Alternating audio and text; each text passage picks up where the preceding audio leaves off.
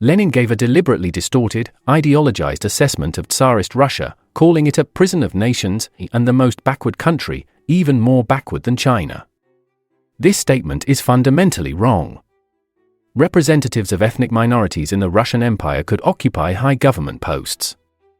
Georgian, Armenian, Azerbaijani, Tatar, and other local nobility were integrated into the Russian nobility. Military service did not apply to the majority of the Muslim population of Russia, and Georgian peasants were practically not subject to taxes, which were already the lowest in the world.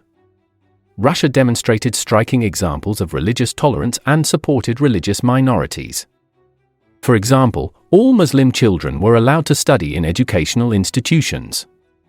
Thus, among other things, the danger of the emergence of extremist sentiments on religious grounds was eliminated at the root.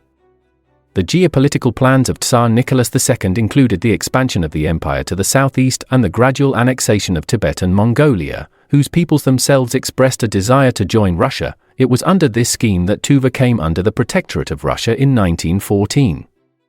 In the capital of the empire, St. Petersburg, during the reign of Tsar Nicholas II, a cathedral mosque and a Buddhist temple were built. The authorities in the late Russian Empire never used mass terror against their population. Even during the revolution of 1905 to 1907, the overwhelming majority of victims were associated with revolutionary terror, and the military field courts introduced in response to it handed down only 1,102 death sentences, but according to various sources, only 683 or 629 were executed. At the same time, amnesty for prisoners was declared quite often during the reign of Tsar Nicholas II, and the types of punishment for exiles were consistently softened. The Tsarist government pursued a well-considered national policy.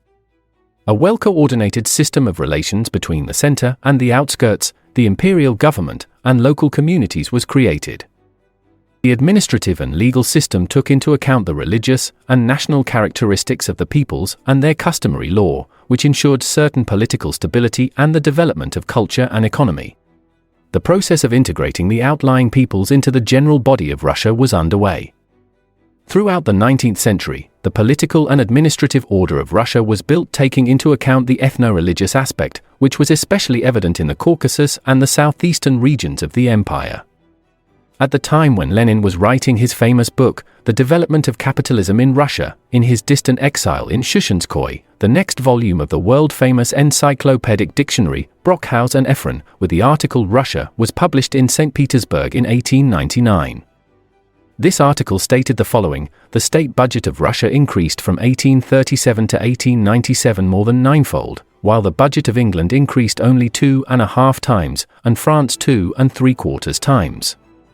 Thus, Lenin's assessments of the political situation in Russia, based on which the Bolshevik program on the national question was adopted, were deeply mistaken. These mistakes of Lenin and the party he led became the prelude to the subsequent drama of Russia.